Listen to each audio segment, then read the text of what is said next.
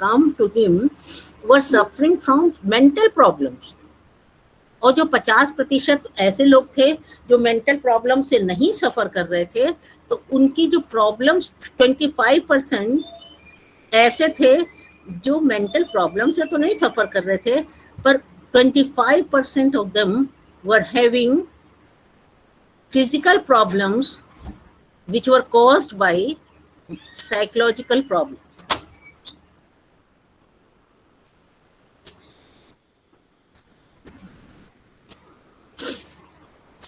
ठीक है, तो अब हम उसमें मैंने I told you all the theory except psychosexual development. तो ये फ्रॉइड की बिल्कुल अलग सी थ्योरी है जिसमें उन्होंने डेवलपमेंट ऑफ अ चाइल्ड कैसे दिया है, साइकोसेक्सुअल डेवलपमेंट दिया है. तो उन्होंने सबसे पहली स्टेज जो डेवलपमेंट की पर्सनैलिटी की बताई, वो बताई थी ओरल स्टेज, मौखिक. ओरल स्टेज मीन्स कि वो बच्चे को जो सेक्सुअल सेटिस्फेक्शन और ग्रेटिफिकेशन प्राप्त होता है वो जन्म से 1.5 साल तक, 18 महीने तक वो उसे मुंह से प्राप्त होता है, और चूसने में उसे आनंद आता है. और ओरल सकिंग जो है, अगर इस पीरियड में बच्चे की सकिंग इंस्टिंक्ट, सकिंग की डिजायर पूरी नहीं होती है, तो जीवन पर्यंत उसमें उसका फिक्सेशन इस जगह हो जाता है. और आप देखते हैं 10-10 साल के बच्चे अंगूठा चूस रहे हैं, नाखून, बड़े बड़े आदमी हैं नाखून काट रहे हैं, सिगरेट पी रहे हैं, बहुत सारे बहुत तीखी कड़वी बात कह रहे हैं. तो फ्रॉइड का कहना ये था कि ओरल पीरियड ऑफ डेवलपमेंट में यदि प्राणी को फ्रस्ट्रेशंस होंगे तो वो उसका उसके व्यवहार में ये लक्षण प्रतिबिंबित होंगे. उसके बाद उन्होंने दूसरी स्टेज बताई थी जो 1.5 साल से 3 वर्ष तक चलती है, जिसे बताया था anal stage, ANAL, anal stage. Anal, anal stage में क्या होता है कि एनल स्टेज में प्राणी जो है, बच्चा जो है, वो 1.5 से 3 साल तक उसको टॉयलेट ट्रेनिंग कराई जाती है. और आप जानते हैं टॉयलेट ट्रेनिंग के लिए बच्चों को डांट वाट पड़ती है कि तुमने बताया क्यों नहीं, तुमने ये क्यों नहीं किया. तो ये पीरियड भी बच्चों के लिए तो भाई दुखदाई होता है, बड़ा कष्टप्रद होता है उनके लिए ये पीरियड भी. इस पीरियड में उन्हें 2 चीजें करने में सेक्सुअल सेटिस्फेक्शन मिलता है. एक है एनल रिटेंशन और एक है एनल एक्सपल्शन. तो अब बच्चे जो होते हैं, छोटे बच्चे, तो क्योंकि उन्हें टॉयलेट ट्रेनिंग सिखाई जाती है, बार बार उनसे कहा जाता है कि टॉयलेट आप लोग को ऐसे करना है, वैसे करना है. तो एक्सपल्शन, जब वो पॉटी कर लेते हैं, वो स्टेज जो है, तो दे फील सेटिस्फाइड. और क्योंकि उनको ट्रेनिंग मिलने लगती है इस पीरियड में, तो they try to retain it. And in retaining it, expulsion और रिटेंशन दोनों में उनको बहुत सुख मिलता है. और कहते हैं कि इस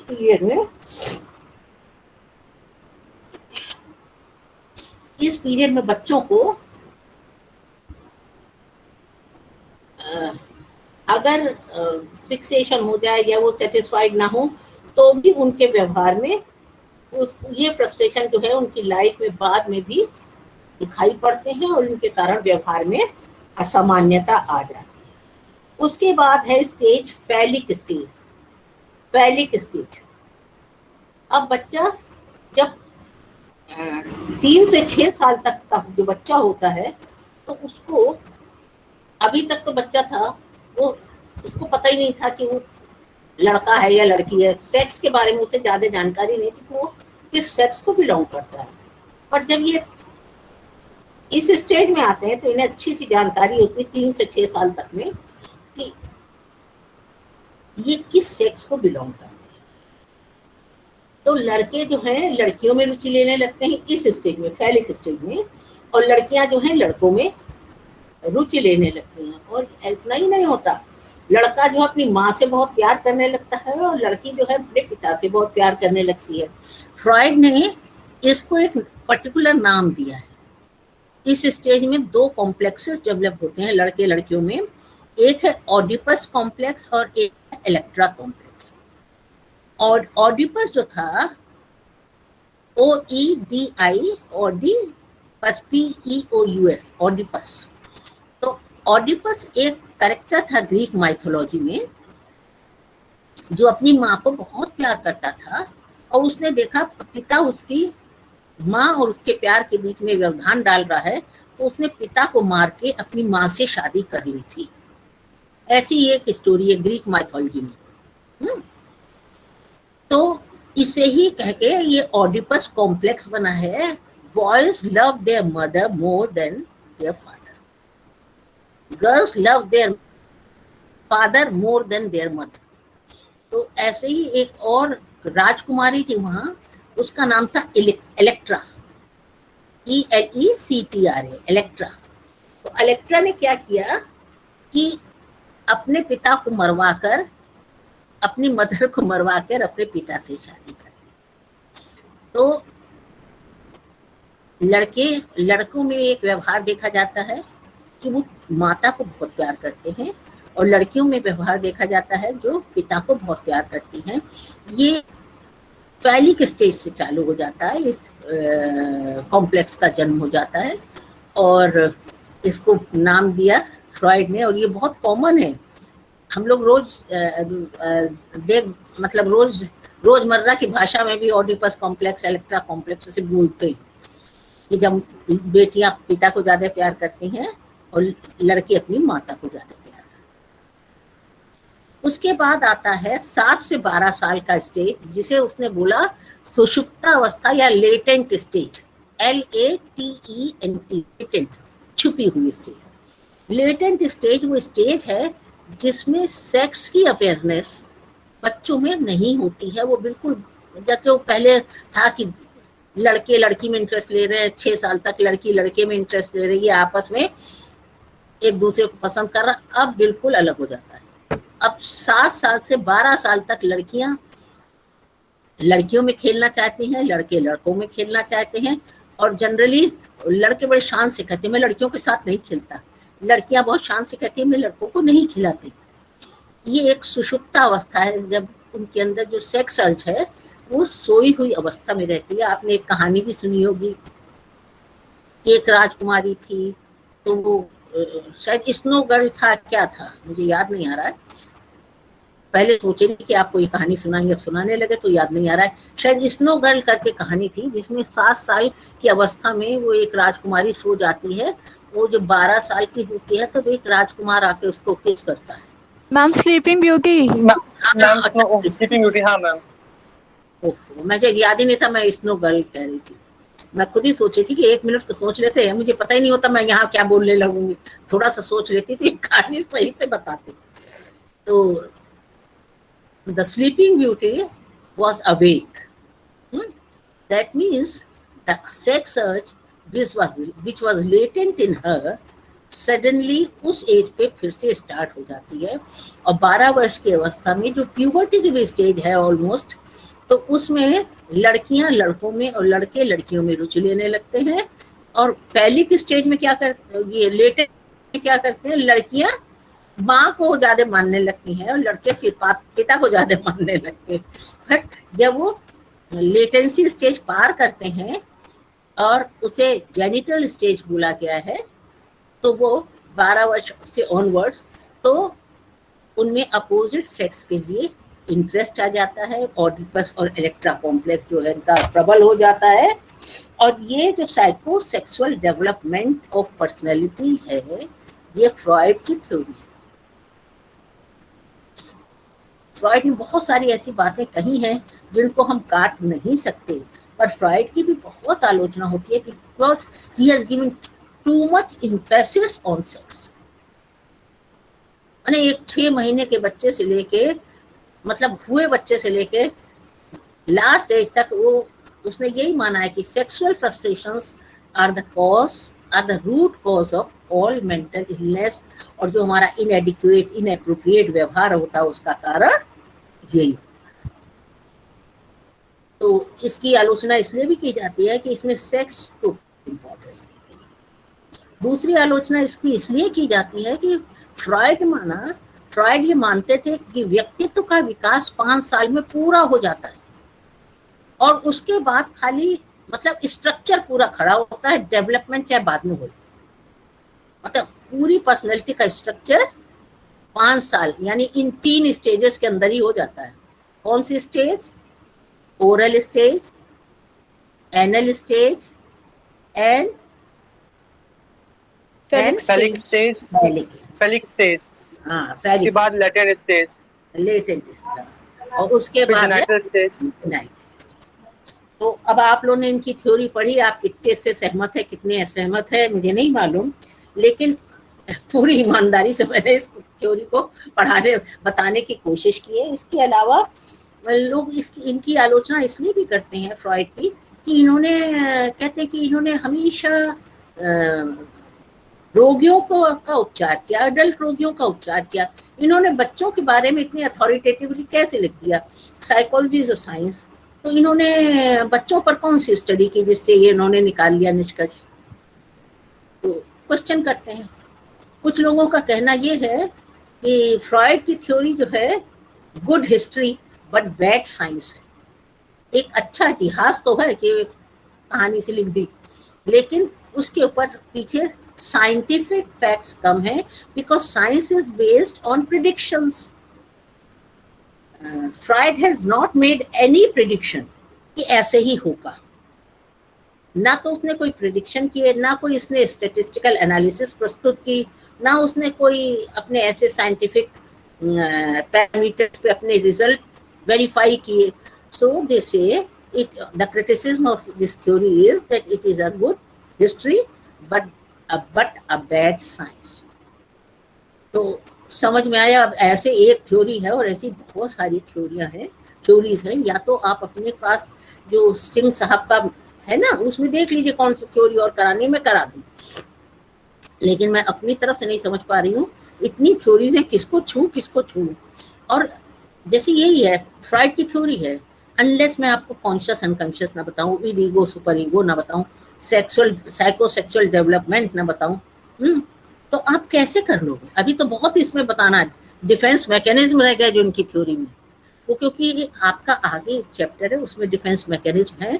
so have detained this knowledge, otherwise you think, आप देखिए कितना बड़ा ये थ्योरी हो जाएगी। अब हम कोई थ्योरी बताएं तो मैं नहीं कर सकती कि मैं आधी बताऊं। मैंने डिफेंस मैकेनिज्म नहीं बताए हैं, मैं इतना इंटरेस्टिंग है उसका डिफेंस मैकेनिज्म कि आपको लोगों को बहुत आनंद आएगा उसमें। लेकिन आगे के एक आपको डिफेंस मैकेनिज्म में एक अलग चैप्टर दिया, तो मैंने इसमें नहीं बताया, कि थोड़ा सा बताऊंगी और आपको ये बता देती हूँ कि डिफेंस मैकेनिज्म भी इस थ्योरी में लिखे जाएंगे, because this was the concept was given by who? Sigmund Freud. आप इस थ्योरी से एग्री करें डिसएग्री करें, पर आप इसकी इम्पोर्टेंस को डिनाई नहीं कर पाएंगे, because it is a very important theory. और उनका ये कहना कि 50% of our element are due to psychological causes, उनका कोई बायोलॉजिकल रूट है ही नहीं। जो बायोलॉजिकल रूट दिखता है जिसमें, उसमें भी 25% जो हमारे रोग हैं, जैसे पेप्टिक अल्सर्स हैं, जैसे एलर्जीज हैं, जैसे ब्लड प्रेशर है, this all is caused by psychological factors. तो बहुत थोड़े से रोग हैं जो बिल्कुल ऑर्गेनिक बायोलॉजिकल कॉजेस से। तो मैं अपनी वाणी को इस चैप्टर के लिए विराम दे रही हूँ। आप लोग जिन थ्योरीज को कहेंगे मैं बता दूंगी, बिकॉज मुझे लग रहा है कि कहीं जिस तरह से कोरोना गायब हो रहा है, जुलाई में आप लोग के एग्जाम ना हो जाए, और एग्जाम हो तो आपको बेसिक नॉलेज हर चैप्टर की थोड़ी बहुत तो हो। तो मैं आगे बढ़ रही हूँ, आप लोग देख लीजिएगा जो थ्योरी आपको लगता है, क्योंकि उन्होंने पढ़ाया था, हमें तो कोई किताब भी नहीं इसमें। आज जैसे होता है सिलेबस लिखा जाता है तो उसमें बुक रेफरेंस की दी होती है, इसमें वो भी नहीं दी। अब थ्योरीज तो इतनी मुझे खुद मालूम है, तो उनमें से कौन सी थ्योरी पढ़ा दूँ? तो आप बताइएगा, जो कहिएगा वो मैं बता दूंगी। और इसको मैंने इसीलिए रोक लिया कि जब ये सब हो जाएगा फिर आप पूछिएगा, बताइएगा, हम बताएंगे। है। ठीक, अब एक अगला चैप्टर जो है वो मैंने कल कहा था कि मैं आपको अटेंशन पे बात करूंगी, है। आपका एक चैप्टर है जिसका नाम है अटेंशन। अटेंशन माने ध्यान, अवधान भी इसको बोलते हैं। अच्छा, तो अटेंशन जो है, आप में से कोई बता सकता है अटेंशन किसे कहते हैं? अब इस समय आप लोग पढ़ाई में अटेंशन दे रहे हैं ना सब लोग? अच्छा, तो व्हाट इज अटेंशन? हम किसी चीज पे फोकस माइंड को करना। कंट्रोल में रखना। माइंड को कंट्रोल में रखना, वेरी गुड। हाँ, आप क्या कह रही थी मैम? मैम किसी चीज पे फोकस करना बिल्कुल अटेंशन के साथ। अच्छा, किसी चीज में फोकस करना, वेरी गुड, अपनी तरह से बिल्कुल सही है। और किसी चीज को टारगेट बनाना मैम। किसी चीज को टारगेट बनाना, okay, all of you are correct, कोई इसमें गलत नहीं है। पर किसी की भी परिभाषा जैसे डिफाइन करते हैं कंसेप्ट को, तो पूर्ण नहीं है। आप मैम देखिए, हाँ किसी भी चीज को जानने या समझने के लिए हम पूरा अपना माइंड का कंसंट्रेशन उस पे जब करते हैं तो उस चीज को हम को बहुत अटेंटिव अटेंशन, होके जान रहे हैं या समझ रहे वेरी हैं। वेरी वेरी वेरी वेरी, वास्तव में attention is a psychological process. उस प्रोसेस में हम क्या करते हैं, एक बात तो आप सबको मालूम है कि हमारे ब्रेन के ग्रहण करने की क्षमता सीमित है। अगर पूरा अंधेरा पड़ा है और आप टॉर्च दूर से डालें तो आपको थोड़े ऑब्जेक्ट्स दिखेंगे, है ना? उनमें से भी आप कुछ ही को देखेंगे, सबको नहीं देखेंगे। अभी आप अपने कमरे में बैठे होंगे, मोस्ट प्रोबेबली देयर में बी 1001 स्टिमुलाई। आपका पर्दा हिल रहा होगा, आपका पंखा चल रहा होगा, आपकी दीवार का कलर है, आपकी दीवार पे टंगी वॉल हैंगिंग्स हैं, फर्नीचर है, आपके अपने पहने कपड़े हैं, आपका लैपटॉप, आपका मोबाइल है। इसके अलावा आपके अंदर 1000 रीजंस हैं जिनसे आप किसी चीज पर ध्यान देते हैं। तो ध्यान जो है, अटेंशन क्या है, अन्य उत्तेजनाओं से अपनी चेतना को हटाना और कुछ निश्चित उत्तेजनाओं पर केंद्रित करना अटेंशन। बाकी उत्तेजनाओं से हम ध्यान हटा लेंगे और हम कुछ निश्चित उत्तेजनाओं पर चुनकर ध्यान देंगे, अपनी चेतना को केंद्रित करेंगे। समझ में आया? तो अटेंशन क्या है? Attention is a selective process, you select. आप हर चीज पे ध्यान नहीं देते, आप किस पर ध्यान देते हैं? जिस पर आप देना चाहते हैं। अटेंशन कैसा प्रोसेस है? सेलेक्टिव। अब सिलेक्शन में मोटिवेशन भी आ ही जाएगा। क्यों? मोटिवेशन आ जाएगा। आप लोग ध्यान दे रहे हैं, कोई मोटिव है आपका? Yes ma'am. यस हाँ, मैम। क्या मोटिव है? मैम जो हम आप पढ़ना, पढ़ा रही हैं उस चीज को ज्यादा से ज्यादा अपने समझना। माइंड में रखना, समझना। अगर यही मैं जुलाई में पढ़ा रही होती तो नहीं रखती दिमाग में। मैम शायद ना रख पाते तब। कोशिश पूरी रहती है। रहती है, अच्छा। Because the problem ma'am ah is नहीं कि पाता हमारा उतने टाइम पे। हाँ, मोटिवेशन जो जितना स्ट्रांग होगा, अब एकदम एग्जाम सर पे है, अब आप ध्यान न दें, अफोर्ड नहीं कर पाएंगे, तब आपका किसी सोशल वर्क में, किसी और काम में भी मन लग जाता है। But you are very nice students, आप में मैं कोई कमी नहीं इंगित कर रही हूँ, पर जनरली ऐसा होता है ना, जब एग्जाम आते हैं तभी हमारा ध्यान जाता है, होता है ना ऐसा, इसलिए मैं कह रही हूँ। तो अटेंशन क्या है? अटेंशन एक ऐसा प्रोसेस है जिसमें हम चुनते हैं कि हमें किस पर ध्यान देना है। हम उसमें हमारा मोटिवेशनल प्रोसेस भी लगा होता है, उसमें बहुत सारे एक्सटर्नल फैक्टर्स भी होते हैं, उसमें बहुत सारे इंटरनल फैक्टर्स भी होते हैं, जैसे आपकी रुचि है, आपका ध्यान है, आपके जीवन का लक्ष्य है, ये सब भी उसमें लगा होता है। तो 2 रोज से एसी में बैठना क्या शुरू किया, मैं तो जुकाम शुरू हो गया। कभी नहीं होता, तब नई नई बातें हो रही।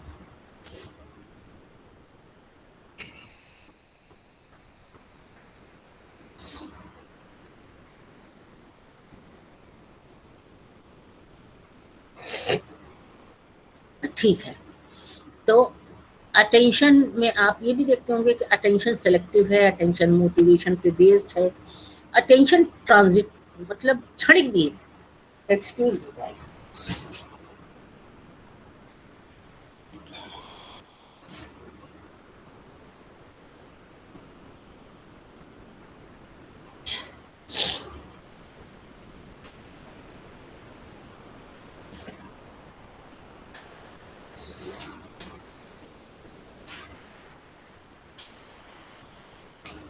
2 मिनट प्लीज, एक्सक्यूज मी।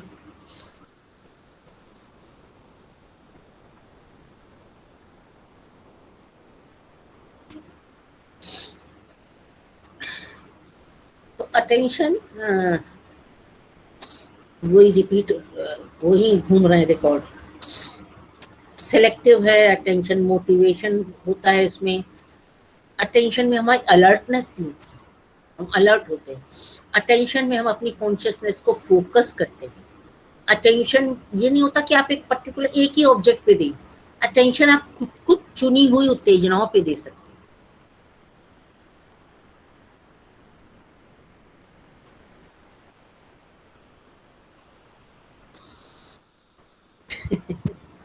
लग रहा है कि ठीक आएगी, आ भी नहीं रही है, परेशानी और दे रही है। तो आप कुछ उत्तेजनाएं चुन लेते हैं जिन पे आप अटेंशन देते हैं।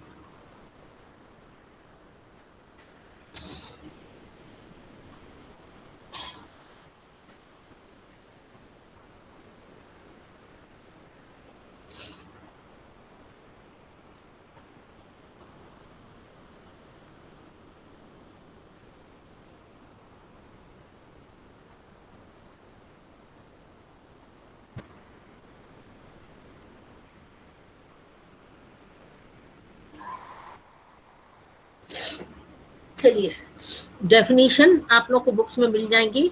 बेसिक जो कैरेक्टरिस्टिक्स बताएंगे उससे डेफिनेशन अपने आप आपको क्लियर समझ में आएगी।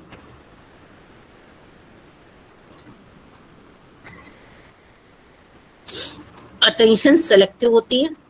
एक सेकंड में जरा एसी ऑफ कर दूं, लग रहा है शायद एसी से हो रहा है।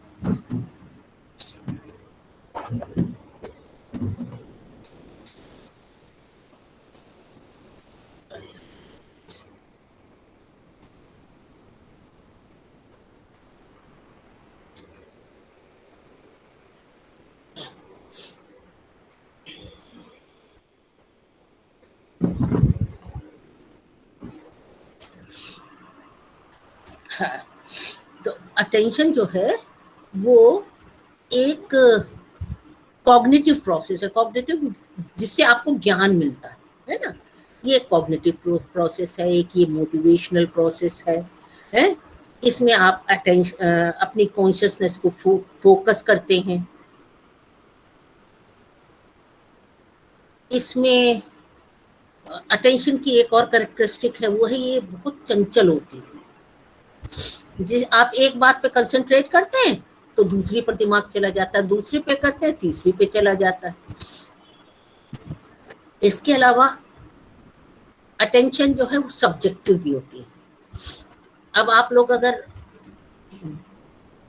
किसी ग्रुप में 10 लोग बैठे हैं और कोई एक घटना घटे तो हर व्यक्ति अलग अलग चीज पर ध्यान देगा। जरूरी नहीं कि सब एक ही चीज पर ध्यान दे, बिकॉज वो उनके अंदर की सब्जेक्टिव नीड्स है। समझ में आ रही बात?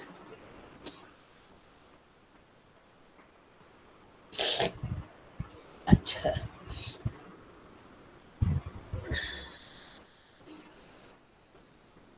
इसके अलावा अटेंशन जो है उसमें इंटरेस्ट इंक्लूडेड है। कहते हैं कि जब हम किसी चीज पे अटेंशन दे रहे होते हैं तो इंटरेस्ट वर्क कर रहा होता है, और इंटरेस्ट जब दे रहे होते हैं, इंटरेस्ट जो है उसमें अटेंशन छुपी हुई है। मतलब अटेंशन और इंटरेस्ट आपस में संबंधित है।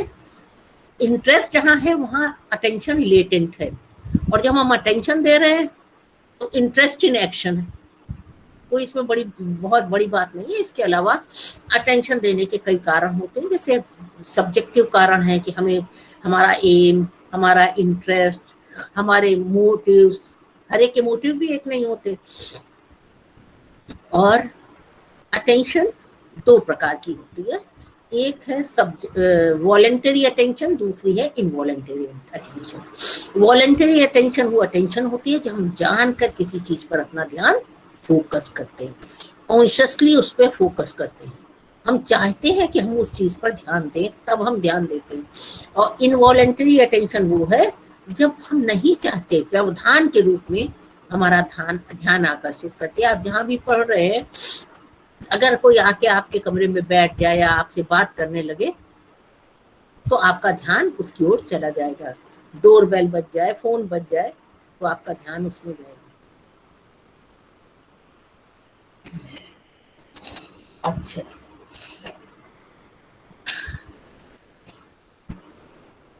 अटेंशन जो है, हम किस चीज पर अटेंशन देंगे, ये दो बातों पर निर्भर करती है।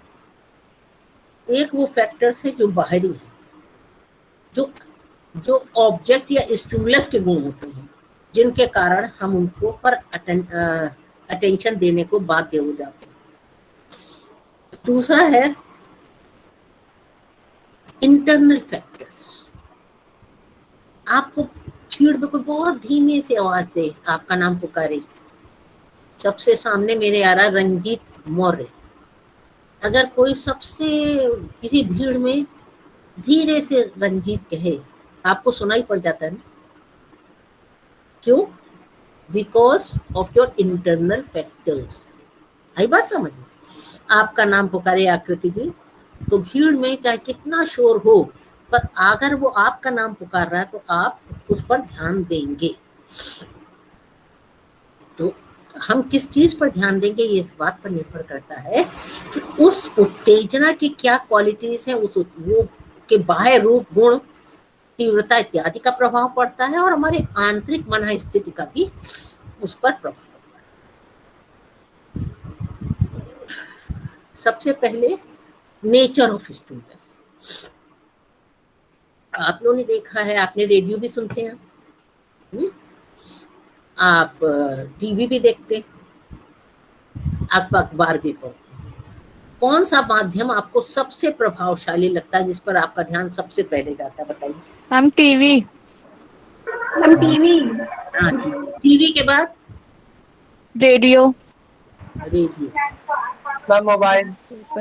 मोबाइल माने मोबाइल, ठीक, वही तो भूल गए थे आप लोग ना, भूलिए मोबाइल को है। तो टीवी है, मोबाइल है, इस पर आपका ध्यान पहले जाता है। तो अर्थात अगर हमको दृष्टि उत्तेजना मिलेगी, विजुअल स्टिमुलाई मिलेगा, तो हम उसको पर ज्यादा ध्यान देंगे बनस्पत ऑडिटरी स्टिमुलाई पे। श्रवण उत्तेजना की जगह हम दृष्टि उत्तेजना पर ज्यादा ध्यान देंगे।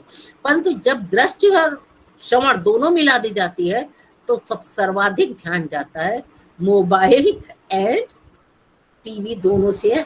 आप देख लीजिए किस पर आपका ध्यान जाता है। अखबार आपके यहाँ आता, रखा रहता है बहुत टाइम, टीवी चलता, आप लोग सब ध्यान से देखते रहते हैं, मोबाइल आप ध्यान से देखते रहते हैं। तो उत्तेजना का स्वरूप कैसा है? वो श्रवण उत्तेजना है, घ्राण उत्तेजना है, या स्पर्श उत्तेजना है, या दृष्टि उत्तेजना है, इस पर डिपेंड करता है कि आप उस पर ध्यान देंगे या नहीं देंगे। और जब दो से अधिक उत्तेजनाएं मिल जाएंगी तो नेचुरल है आपका ध्यान और अधिक चला जाएगा, कोई कठिनाई तो नहीं। उसके बाद है उत्तेजना का स्वरूप, उत्तेजना का आकार। जो भी उत्तेजना आपके सामने है, जैसे आप सड़क पे निकल के जा रहे हैं तो आप देखते हैं एक पोस्टर लगा है, वो 10 by 10 इंचेस का है, और दूसरा पोस्टर लगा है 10 by 10 फुट का। तो आपको किस पर ध्यान ज्यादा जाएगा, जाने की संभावना किसी की भी? Pen by 10 can foot. Fit वाला। हाँ, जैसे अखबार में विज्ञापन आते हैं, छोटे विज्ञापन भी होते हैं, बड़े विज्ञापन भी होते हैं, पूरे पेज के भी विज्ञापन होते हैं। तो आपका कौन सा विज्ञापन ध्यान आकर्षित करता है? जो आकार में बड़ा, ठीक है कि नहीं? अन्य उत्तेजनाओं की जगह आप अगर आसमान में देखते हैं तो आपको तारे पहले दिखते हैं कि चंद्रमा दिखता है? मैम चंद्रमा, नहीं सॉरी तारे, स्टार्स। स्टार्स। जहां तारे और चंद्रमा साथ होंगे वहां आपको चंद्रमा दिखेगा, पहले आप देखेंगे। क्यों? क्योंकि आकार उसका बड़ा है। इसीलिए तो आपकी किताबों में हेडिंग्स होती हैं। तो when you open a book, heading पे पहले ध्यान जाता है, बिकॉज वो आकार में बड़ी। सही है कि गलत? सही है मैम। ये मैम। सही है मैम। सही और है। जहां पर चंद्रमा नहीं है, आप आसमान का वो पार्ट देख रहे हैं, तो तारे ही दिखेंगे। तारों में भी वो दिखेगा ज्यादा जो इंटेंसिटी में, ब्राइटनेस में और साइज में बड़ा है। सबसे पहले वही दिखेगा। कोई दिक्कत तो नहीं ना इसमें? No ma'am. No ma'am. तो अब हो गया size of the stimulus, nature of the stimulus और इंटेंसिटी ऑफ द स्टिमुलस। अगर आप बाजार में जाते हैं, बहुत सारी लाइट्स जल रही हैं, दिवाली का टाइम है, सब तरफ लाइट चल रही है, तो आप किस दुकान में पर आपका ध्यान ज्यादा जाता है जिसमें सबसे ज्यादा तेज लाइट चल रही होता है? Yes ma'am. अगर आप सड़क पे जा रहे हैं, सब तरफ हॉर्न बोल रहे हैं, पता नहीं इतना हॉर्न नहीं बजाना चाहिए, पर हम लोग की आदत है, हम लोग बजाते हैं। सड़क पे जैसे ही निकलते हैं बहुत हॉर्न का यूज करते हैं। बाहर विदेशों में तो नहीं यूज करते हैं हॉर्न, और बड़ा इंसल्टिंग माना जाता है आप जबरदस्ती किसी को हॉर्न दे दें, पर हम लोग की तो आदत है। तो कौन सा व्हीकल आपको ज्यादा प्रभावित करेगा? जिसमें साइलेंसर न लगा हो, जिसमें हॉर्न जो है वो बहुत तेज बज रहा हो, वही तो आपका ध्यान आकर्षित करता है। साधारण तो नहीं करते। कहीं आप जाते हैं तो जहाँ ज्यादा प्रकाश है वहां आपका ध्यान आकर्षित होता है। तो वो उत्तेजना की तीव्रता कितनी है इस पर डिपेंड करता है, हम उस पर ध्यान देंगे कि नहीं देंगे। अगर बहुत तेज आवाज है तो आप ध्यान देंगे, अगर धीमी है तो आप नहीं देंगे। अगर इल्यूमिनेशन जो है, जगमगाहट जो दिवाली पे की गई है, किसी दुकान में हल्की है, किसी में ज्यादा है, तो अगर आप निकलेंगे तो आपका ध्यान जहाँ ज्यादा चमक है, ज्यादा इंटेंसिटी है, उस पर आपका ध्यान जाएगा।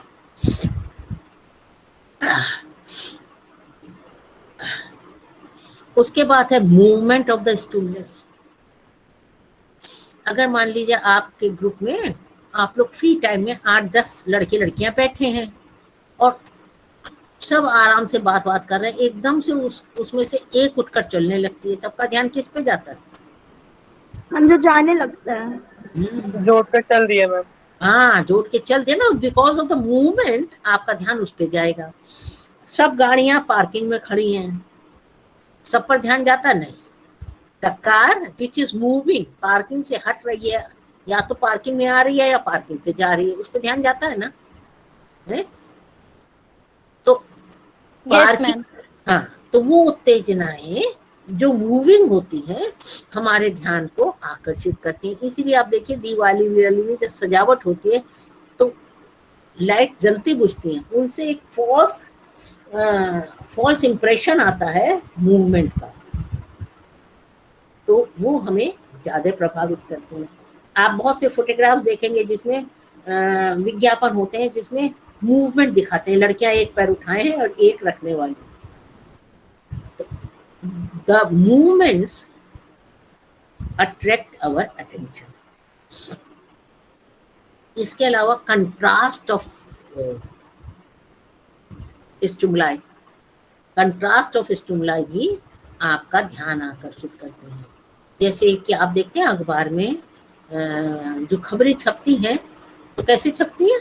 सफेद बैकग्राउंड पे काले अक्षरों से खबरें छपती हैं, पर अगर उसमें बैकग्राउंड काला कर दें और अक्षर सफेद कर दें तो उतना पोर्शन जिसमें करेंगे आपका ध्यान ज्यादा आकर्षित बिकॉज ऑफ द कंट्रास्ट। अगर आपको कंट्रास्ट दिखाना है, अगर एक साधारण हाइट का आदमी है या साधारण से अधिक हाइट का आदमी है, उसको बहुत नाटे व्यक्ति के साथ चलाओ तो एकदम ध्यान चला जाता है बिकॉज ऑफ द कंट्रास्ट। दोनों चीज इतनी कॉन्ट्ररी हैं कि उन पर ध्यान चला जाता है। सही लग रहा है गलत लग रहा है जो कुछ मैं बता रही हूँ? सही है मैम, सही है मैम। मैम सही है। हाँ, कंट्रास्ट जब देखते हैं ना तो एकदम उस पर ध्यान चला जाता है। अगर एक बहुत स्मार्ट खूबसूरत सी लड़की किसी बहुत साधारण से लड़की या लड़के के साथ जा रही है तो आपका ध्यान उस पर जाएगा। ये हम लोग की फितरत है। इसके बाद है उत्तेजना की स्थिति। जो उत्तेजना है वो कहाँ स्थित है, इस पर भी हमारा ध्यान जाता है। ये भी निर्धारित करता है कि हम उस पर ध्यान देंगे कि नहीं देंगे। माने हम लोग क्या पढ़ रहे हैं, हम लोग कर रहे हैं, वो कौन सी बाह्य कारक है जो हमारे ध्यान को आकर्षित करते हैं।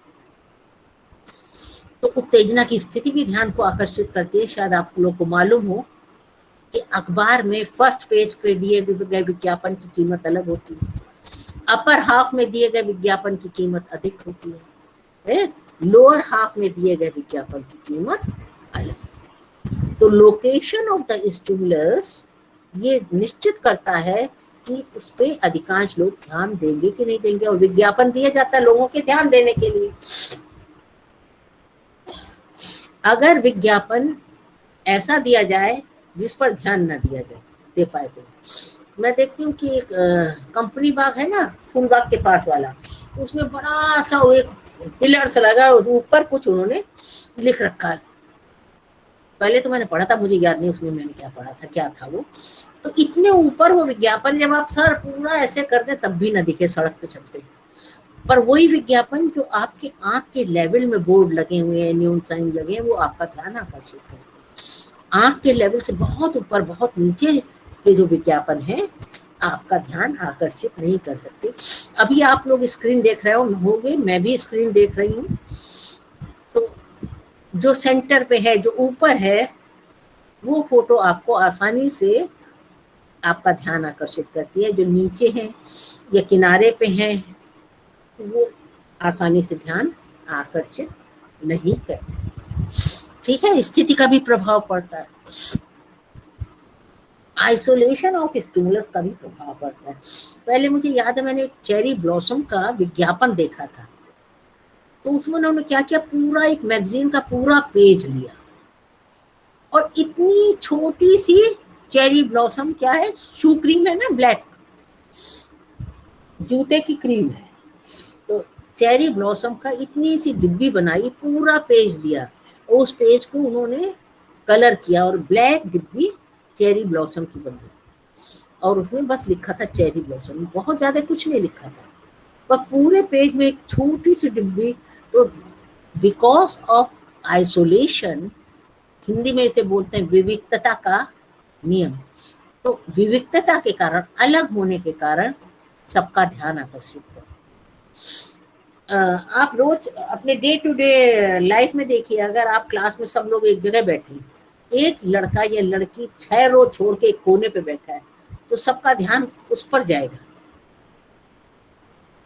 उस ग्रुप में कितने लोग बैठे हैं उस पे नहीं जाएगा, किस पे जाएगा, the one who is sitting alone.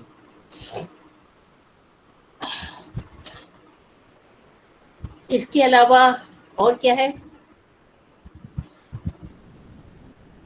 अगर कोई उत्तेजना बार बार आपके सामने आती है तो उस पर ध्यान जाने की संभावना अधिक होती है।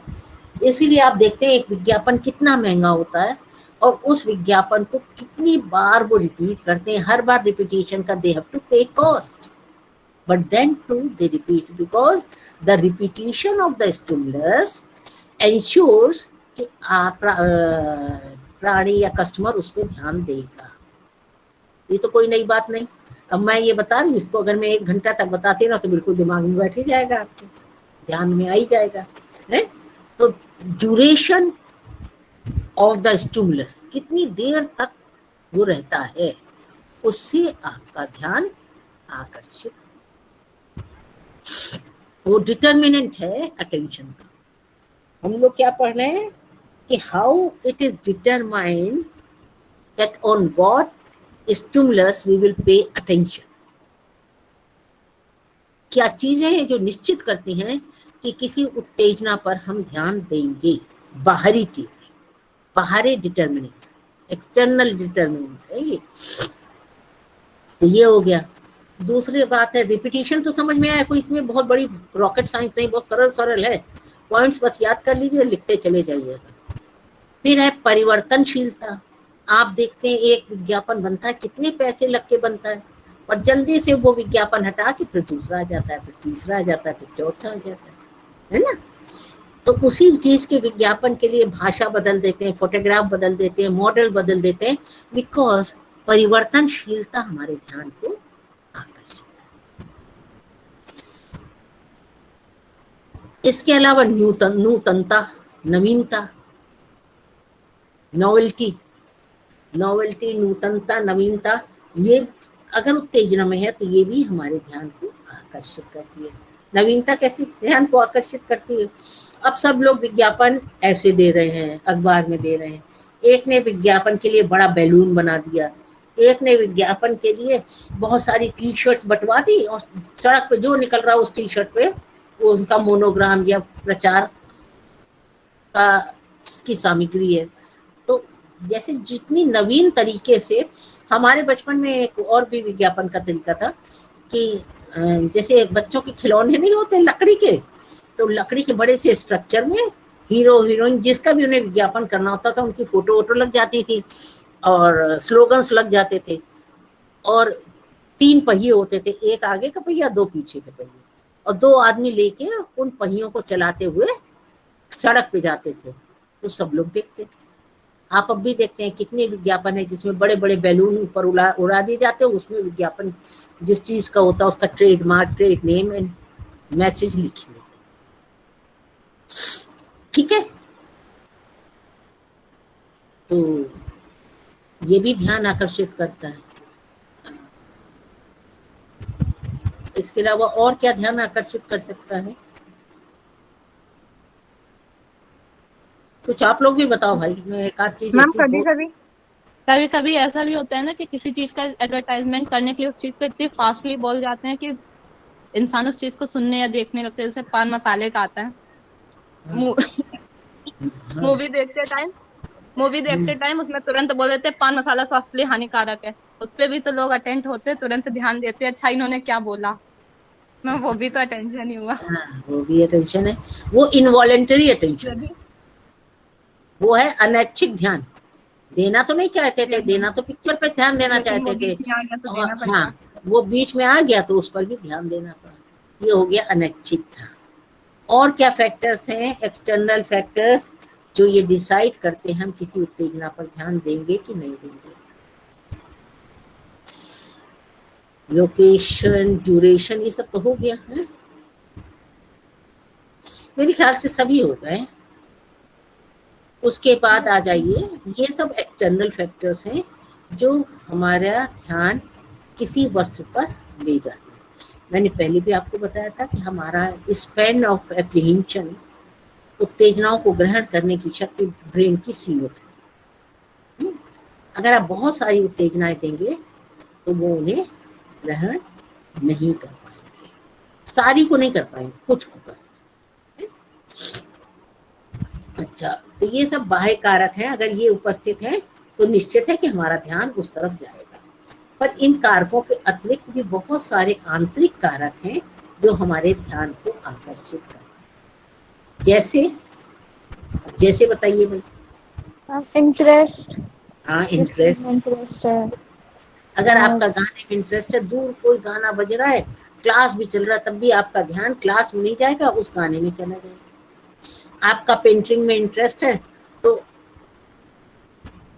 कहीं हो, किसी परिस्थिति में हो, आपको अपने इंटरेस्ट की चीज में ध्यान चला जाएगा।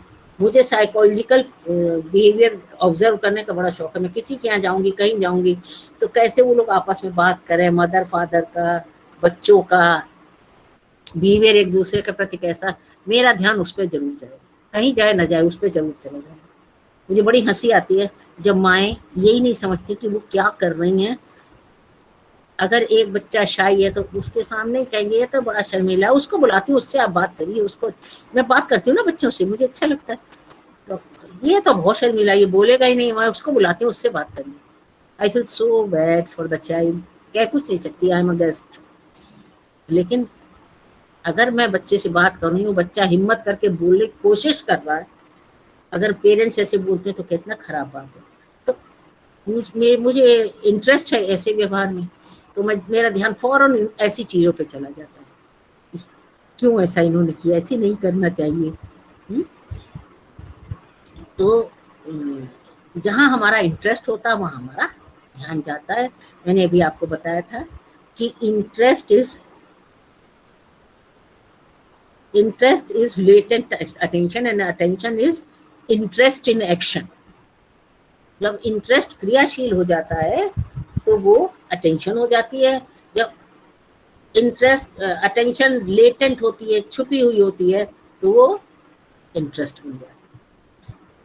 हमारे इंटरेस्ट ये निश्चित निर्धारित करते हैं कि हम किन वस्तुओं पर ध्यान देंगे और किन पर नहीं।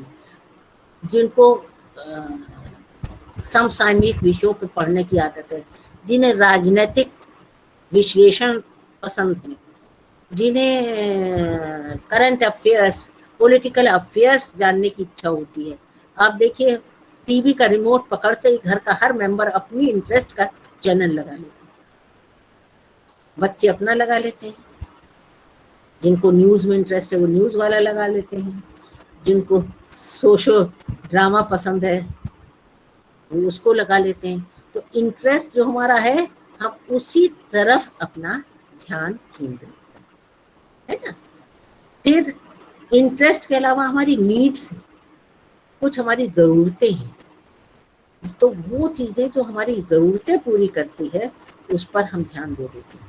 आप उसी मार्केट से रोज गुजरते हैं, रोज आप कॉलेज जाते हैं तो वही मार्केट पड़ता है, इंस्टीट्यूट जाते हैं वही मार्केट पड़ता है, पर आपको नहीं पता होता कि गैस पेपर की दुकान कौन सी है, बुक की दुकान कौन सी है। लेकिन जिस दिन आपके एग्जाम आ जाते हैं, जिस दिन आपको बुक की जरूरत है, आपको तुरंत वो दुकान दिख जाती है। क्यों? वो आपके ध्यान के केंद्र में क्यों आई? क्योंकि आपको जरूरत है। तो हमारी नीड, हमारे गोल्स, हमारी आवश्यकताएं, ये सब हमारे ध्यान, हम किस चीज पर ध्यान देंगे इसको निश्चित करते हैं। इंटरेस्ट तो है ही है, जरूरतें भी हमारे निर्धारित करते हैं कि हम किस उत्तेजना पर ध्यान देंगे और किस पर नहीं देंगे।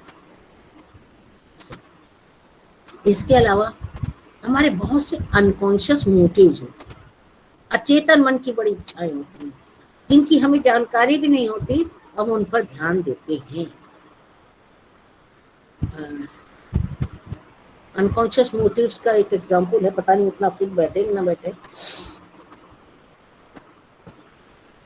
एक फादर था, तो उसको लगने लगा कि उसकी वाइफ जो है उस पर ध्यान नहीं दे रही जब से उसका बच्चा हुआ, और उसको लगने लगा मेरी लाइफ तो बहुत अच्छी थी जब बच्चा नहीं था, और बच्चे के होते ही मेरी लाइफ इतनी खराब हो गई कि वाइफ मुझ पर ध्यान नहीं देती, बच्चे पर ध्यान देती। अब अनकॉन्शियसली उसको लगने लगा कि बच्चा उसके सुख में बाधक है। तो बच्चे की हर नेगेटिव, अंदर उसके भरा बच्चे के प्रति आक्रोश, आक्रोश काहे के लिए कि the day he entered in their life, their marital life was disturbed. और इससे वो कुंठित है, ये कुंठा उसके अंतर्मन में। अब उस बच्चे से जब वो बात करेगा, कुछ करेगा, बच्चा कोई भी एक्टिविटी करेगा, वो उसको निगेटिवली इवेल्युएट करेगा, उसकी निगेटिव साइड वो ज्यादा देख पाएगा, पॉजिटिव साइड उसे नहीं देख पाएगा। क्यों? क्योंकि उसके अंतर्मन में इस तरह की भावनाएं। और क्या कारण हो सकता है आंतरिक? हैबिट। हाँ, हैबिट से भी हम ध्यान देते हैं। कोई उदाहरण भी दे दो। मैम जैसे कि अगर हमें कुछ भी काम करने की आदत है या फिर पढ़ने की आदत है, रोज हम न्यूज़पेपर पढ़ते हैं, तो फिर हमें मेरी वो हैबिट है, तो उस पर मेरा ध्यान रहता है कि हाँ हमें सुबह उठ के पहले ये चीज करनी है, फिर हम ये आगे नाश्ता करेंगे या फिर ऑनलाइन क्लासेस ज्वाइन करेंगे।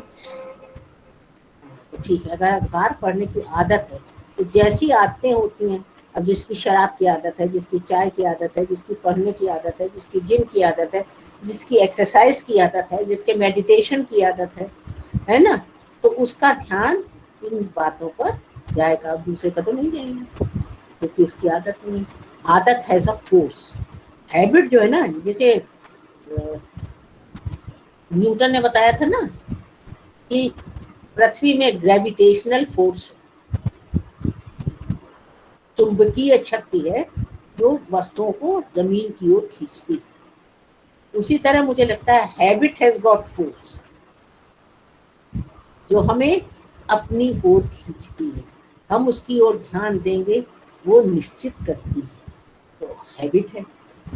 उसके अलावा है हमारे एटीट्यूड्स। जैसे हमारे एटीट्यूड होते हैं, एटीट्यूड किसे कहते हैं?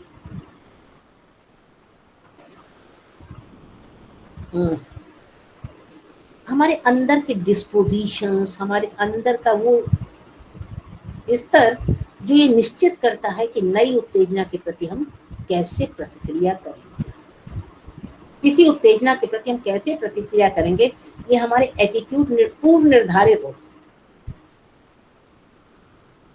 अगर आप कास्टिज्म पे विश्वास करते हैं, जिनको आप नापसंद करते हैं, अगर वो आ जाते हैं, आपका बिहेवियर डिफरेंट हो जाएगा, आप बिकॉज ऑफ योर एटीट्यूड। शराब के लिए आपका कोई एटीट्यूड है, कोई शराब की बात करता है, कहीं शराब पीने की बात होती है, योर बिहेवियर चेंज हो जाता ना। कैसे चेंज होता है कि आपका पहले से प्री डिस्पोजिशन है आपके अंदर, आपके अनुभव, आपके ज्ञान ने आपके अंदर वो रेडीमेड रिस्पॉन्स पैदा कर दिया है कि आप किसी व्यक्ति, वस्तु या प्राणी के प्रति, ऑब्जेक्ट के प्रति कैसे रिएक्ट करेंगे। आई बात समझ? तो आप उस पर ध्यान देंगे कि नहीं देंगे, ये किस बात पर निर्भर करता है? हमारी जो प्री डिस्पोजिशन है, जो हमारे एटीट्यूड, उन पर डिपेंड करता है कि हम किसी वस्तु पर ध्यान देंगे या नहीं देंगे। देखिए, विज्ञापन की बात बताएं, आप देखते होंगे कि जेंट्स की वेस्ट बैंड का, कमर की पेटी का अगर विज्ञापन है तो बिना महिला के तो होता नहीं, उसमें महिला जरूर खड़ी होगी, है, उस बेल्ट को छू रही है, कर रही है, सब कुछ होगा। पर इतने सिगरेट्स के विज्ञापन आप देखते हैं, इवन वाइन के भी विज्ञापन आप देखते हैं, क्या आपने कभी देखा कि कोई महिला सिगरेट पी रही, कोई महिला शराब का ग्लास ली है, किसी विज्ञापन में आया?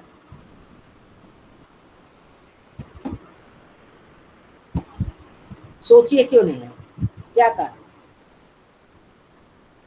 Because the attitude of we Indians is very much against of ladies smoking, of ladies having liquor.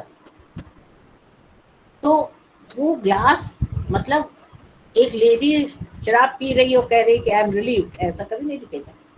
क्यों? क्योंकि हमारा एटीट्यूड इसके फेवर में है। समझ में आई बात? तो हम किस चीज को कैसे देखेंगे, ये इस बात पर निर्भर करता, हम देखेंगे नहीं देखेंगे।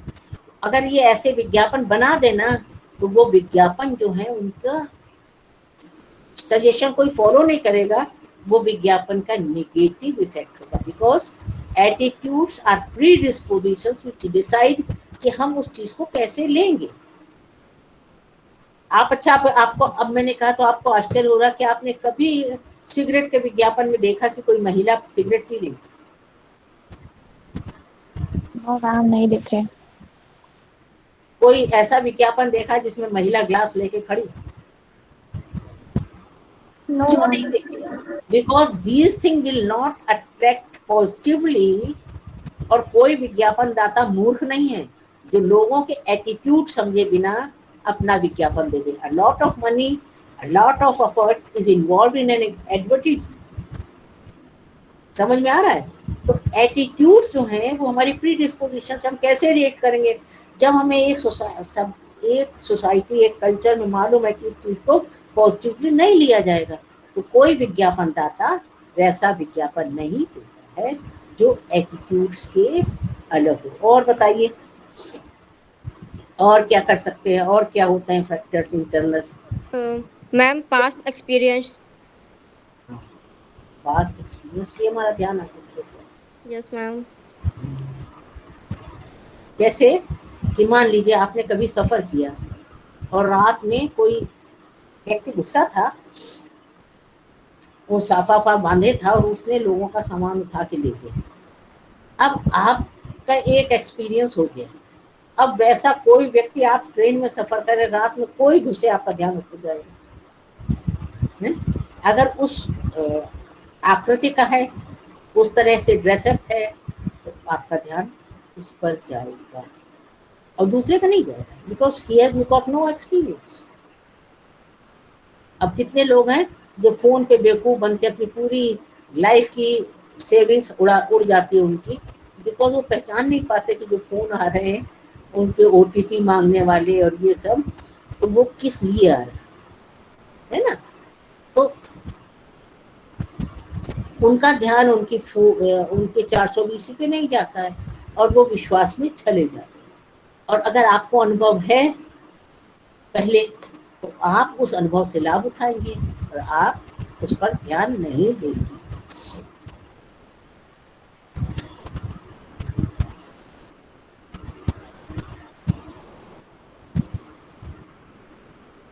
और क्या है?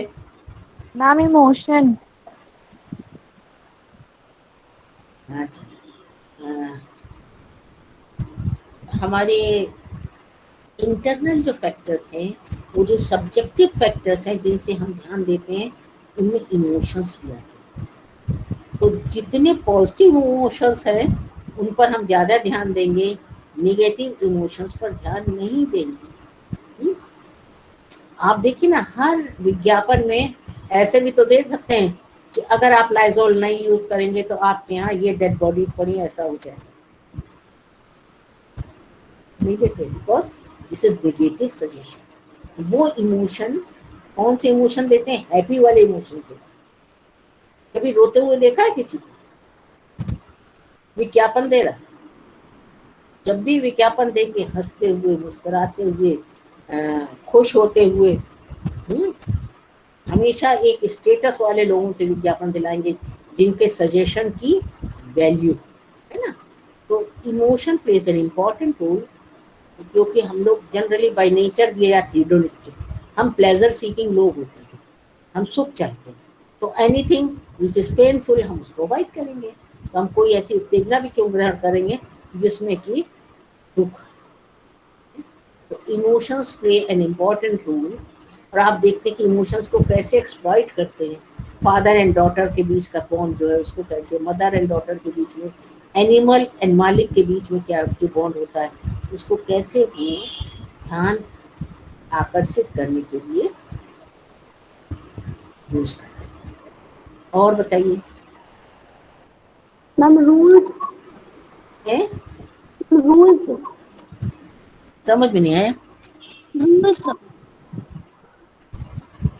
नहीं समझ में आया बेटा आपकी बात। इंग्लिश में बोलो, हिंदी में बोलो, कुछ करो। मैम रूल्स रूल्स मैम नियम। रूल्स नियम। अच्छा अच्छा अच्छा अच्छा, काहे के रूल्स? हम लाइफ रूल्स, किसी चीज को लेकर जो रूल्स बनाए होते हैं उनसे उन पे अटेंशन जाता है कि नहीं ये रूल बनाया है तो उसी पे काम, उसी के रूल्स के हम अच्छा मुताबिक हम अच्छा, चलते हैं। ठीक है, ये तो इन्होंने बहुत अच्छी तरह बता दिया। अब कुछ लोगों ने अपनी लाइफ के कुछ रूल्स बनाए होते हैं और उन रूल्स को कोई तोड़ता है तो उनका ध्यान फौरन उस बात पे जाता है। जैसे बहुत लोग कहते हैं कि दोपहर में 1 बजे से 5 बजे तक आपको किसी के यहाँ फ़ोन नहीं करना चाहिए और 9 बजे के बाद तो किसी के यहाँ फ़ोन करना ही नहीं चाहिए। और पहले तो हम लोग के यहाँ ये रिवाज नहीं था कि हम लोग किसी से पूछ के जाएं कि हम तुम्हारे यहाँ आ जाएं कि ना आ जाएं, बट मैं धीरे धीरे देख रही हूँ बचपन में मेरे ऐसा कोई रिवाज नहीं था। कहीं जाना है, रिलेटिव क्या जाना है, फोन होते थे घर में, अपने भी था, लेकिन फोन करके कहने की आदत ही नहीं थी कि हम आज तुम्हारे यहाँ रहे। बट नाउ आई थिंक कि अब ये हमारे कस्टमरी रूल्स हो गए, कस्टम में आ गया है कि वी फर्स्ट आस्क देम कि are you comfortable, will it be convenient for you if I visit your home, है कि नहीं।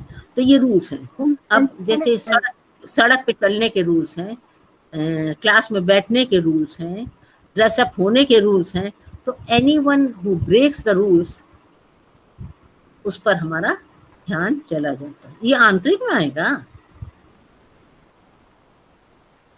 चलिए और बताइए, और कुछ रह गया क्या? मैम एम हो सकते हैं? हाँ, एम्स तो हो ही सकते हैं। देखिए बात असल में ये है ना, हम लोग क्या करते हैं, हम लक्ष्य को भी ले लेते हैं, एम को भी ले लेते हैं, मोटिव को भी ले लेते हैं ना। तो मोटिव में एम भी आता है, आपके जीवन के लक्ष्य भी आते हैं, है बात समझ में। तो ये रिपीटिशन ही है, लेने में कोई बुराई नहीं है, क्योंकि 8 पॉइंट 7 पॉइंट लिख के तो दिखता है कुछ, लेकिन बात तो वही है। गोल क्या है? If you are motivated, each motivated behaviour has a goal. कोई ऐसा मोटिवेटेड बिहेवियर ही नहीं जिसका गोल ना हो। जो गोल है वही आपका एम है ना। तो जब मोटिवेशन Yes, की ma'am. बात कर ली तो हमने सब बात कर ली, लेकिन किताबों में देखती हूँ लिखा होता है और बहुत बार फायदेमंद होता है। मैं ये आपको डिस्करेज नहीं कर रही हूँ, किताब लिखने वाले मूर्ख नहीं है, बहुत अक्लमंद लोग होते हैं, उन्होंने अगर लिखा है तो ठीक है।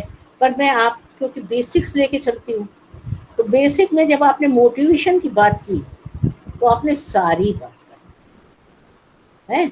नीड्स की बात उसमें हो गई, नीड्स ये हो गई, आपके जीवन के लक्ष्य की हो गई, गोल की हो गई, वो सब बात तो एक ही है। तो मोटिव की बात की तो नीड पहले आ गई कि जैसी हमारी ज़रूरतें होती हैं वैसा हमारा ध्यान होता है। अब हमें मान लीजिए आप ही लोग हैं, अब आपकी ज़रूरतें भिन्न हैं, एक हाउसवाइफ की ज़रूरतें भिन्न है कि नहीं। अब अगर कोई राजनीतिक आए आपके पास भाषण देने हैं और वो कहे कि मैं चावल सस्ते कर दूंगा, हैं, मैं राशन फ्री में बांट दूंगा, या मैं वृद्धावस्था पेंशन दूंगा आपको, तो आप लोग प्रभावित होगा उससे। और दूसरा है वो कहे मैं स्टूडेंट्स के लिए एक ई लाइब्रेरी बना दूंगा, जब आप चाहिए उस ई लाइब्रेरी को यूज कर लीजिए, मैं स्टूडेंट्स की के लिए स्कॉलरशिप अरेंज करूंगा, मैं स्टूडेंट्स को एक लैपटॉप दूंगा, मैं स्टूडेंट्स को जो करियर कॉन्शियस हैं पढ़ने के लिए धनराशि और चीजें मुहैया कराऊंगा। तो आप किस पॉलिटिशियन को वोट दोगे? मैम सेकंड वाले को, जो बिकॉज स्टूडेंट्स के लिए काम कर रहे हैं। बिकॉज वो आपकी नीड्स फुलफिल कर रहा है। आपको वृद्धावस्था पेंशन से भी जरूरत नहीं है, यद्यपि मुझे जरूरत नहीं है, लेकिन कंसर्न हो सकता है, क्योंकि वो तो जिन लोग को मिलती है वो तो बेचारे लाचार बेचारे होते हैं, हम लोग के तो घर नहीं होती ऐसी। तो नीड्स समझ में आया, मोटिव्स जब कहा तो नीड्स उसमें आ गई, उसमें आपके गोल आ गए, आपका एम आ गया, सब कुछ आ गया। और कुछ रह गया हो बेटा, पूछ लो कुछ भी। मैम अटेंशन में ही डिस्ट्रैक्शन आता है? हाँ, मैंने इनवॉलेंटरी Attention में- अटेंशन, हाँ इनवॉलेंटरी अटेंशन ही तो डिस्ट्रैक्शन है। तो मैम जैसे कि डिस्ट्रैक्शन अगर आता है शॉर्ट नोट में, तो डिस्ट्रैक्शन का डेफिनेशन मतलब कैसे लिखेंगे? इनके इस पॉइंट्स में ही लिखेंगे या फिर एक अलग से ही इसका आएगा? ना, इसका अलग से कुछ भी नहीं आएगा, बिकॉज मैं तो सिलेबस देख के पढ़ा रही हूँ। आपका सिलेबस ये रखा है अटेंशन के बारे में, मैं आपको पढ़ देती हूँ। मैम तो Attention में जो उन्होंने डिस्ट्रैक्शन है कि अलग टॉपिक नहीं है, इसी में ही इंक्लूड होगा वो? नहीं नहीं नहीं नहीं, आप लोग जो बुक्स पढ़ते हो ना, वो बहुत सारी यूनिवर्सिटी, बहुत सारे बोर्ड्स के लिए होती हैं, बहुत सारे कोर्सेज के लिए होती हैं। आपके कोर्स में जो है वो पूरा ये है, attention and perception, attention and perception.